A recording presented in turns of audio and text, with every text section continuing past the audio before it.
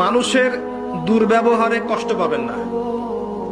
যখন কাছের মানুষরা আপনাকে কষ্ট দিবে, এবং কাছের মানুষ কষ্ট আপনাকে দিবেই, কাছের মানুষরা আপনাকে বেশি কষ্ট দিবে জীবনে, তখন আপনি কষ্ট পাবেন না যদি আল্লাহর জন্য ওদেরকে ভালোবাসেন, যে আমি তো আল্লাহর জন্য এই কাজগুলো করছি, তারা শুকরিয়া আদায় করলেই বাকি আর না করলেই বাকি, তখন আপনি কষ্ট পাবেন না।